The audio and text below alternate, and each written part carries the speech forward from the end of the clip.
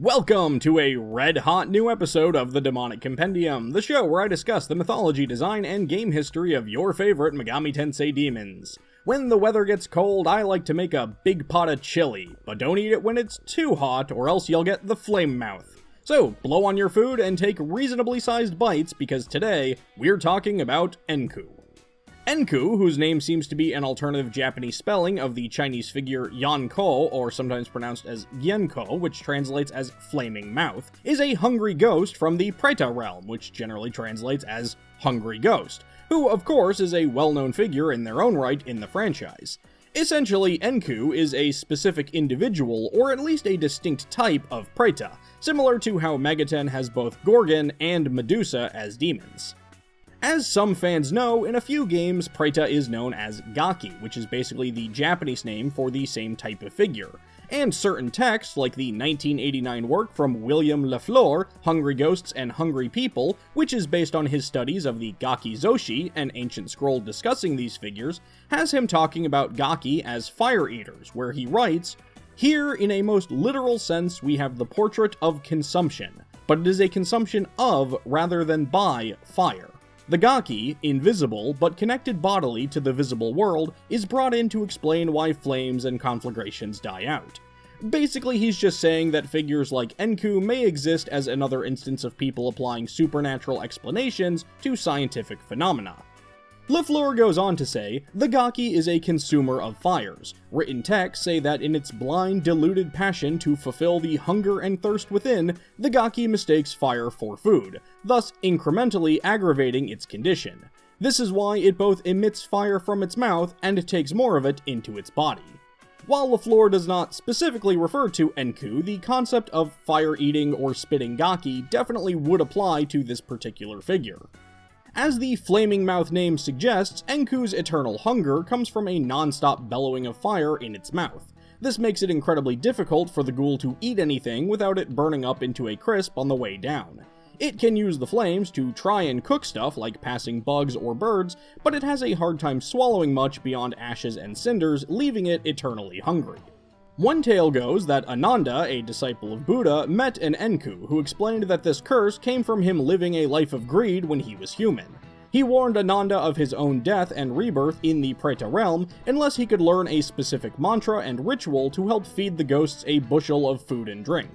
By providing Ananda with this warning and advice, we can gather that Enku at least aims to be somewhat helpful despite its suffering, and it's not just a ravenous, starved beast as some Gaki are described as. Enku's Compendium entry from Raidou Remastered, The Mystery of the Soulless Army, refers to it as a ghoul from the hunger realm of the 6 Buddha hells that spits fire. It can cook and eat insects from the air, but it's eternally tormented by its insatiable hunger.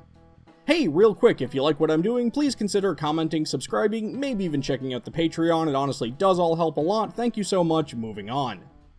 Design-wise, one of the most notable things is that Enku's build is nearly identical to Preta's, intentionally so, down to it being an altered version of Preta's models and animations in its 3D appearances.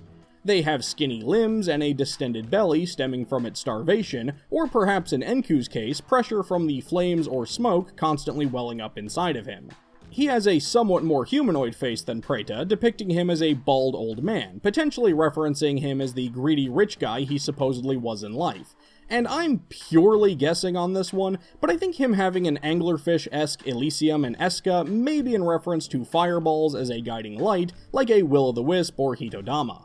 Enku also wears a red bib with the kanji for Homura on it, which can translate as flame or blaze.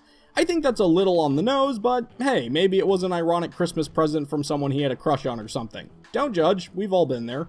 One last detail I do want to mention that I'm a huge fan of is Kaneko's art shows the demon's cheeks puffed out as he blows flames, but I really like that the 3D model's cheeks has these sort of rapid movements going from puffed out to not puffed out. I think it's a really simple but effective way to imply the bellowing flames constantly filling up its mouth and moving about. Solid touch from the animators there, I like this. As far as game history goes, Enku doesn't actually have that many appearances in the franchise. He first appeared in the original Devil Summoner, and 6 of them act as minions of the ghost Kashiyama at the end of the Kasagi Manor, where he proclaims that there is only death for those who don't understand art.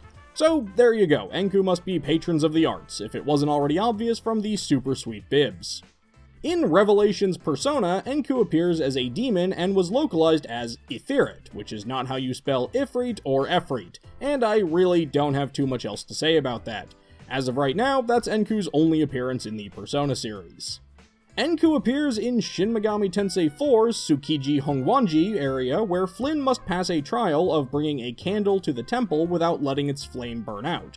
Trying to talk to any demon during this trial will result in them blowing out the candle, and that's very odd to me because what we know about Enku all seems to imply that him blowing on the candle wouldn't do much to put it out for obvious reasons. But, I don't know, maybe he eats it. Enku has a few small roles in Devil Summoner 2, Raidou Kuzunoha vs. King Abaddon. For starters, this marks the demon's first 3D appearance in the franchise. In the game's first chapter, Goro Tatsumi's incredible luck summons Preta forms rather than real Pretas to come protect him. During the second wave of attacks, an Enku form gets summoned to help mix things up, and in the third ambush, we actually get to see an Enku form run toward Raidou to attack him, and even references his origins as a hungry ghost by saying he wants to eat Raidou. Despite their similarity and often close proximity in this game, Preta and Enku do not have any sort of special conversation with one another, which I think was a missed opportunity. Later in the game, the Red Dragon Viritra summons Enku minions to fight alongside him during that particular mini-boss battle.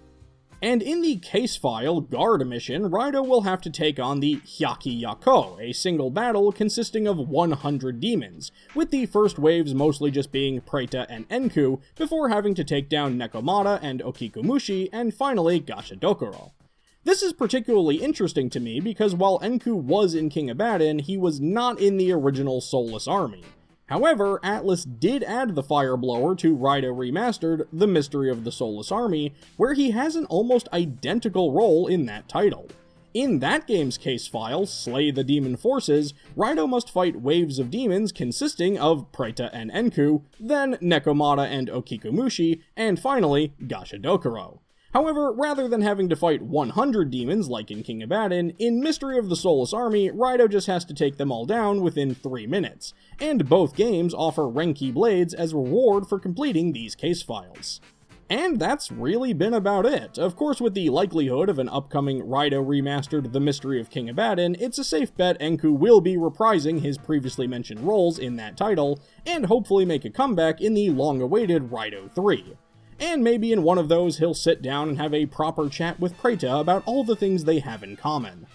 And look, obviously he's not, or I'd have recorded footage of it, but wow, for some reason I really thought Enku was in Shin Megami Tensei 5 when I sat down to make this video.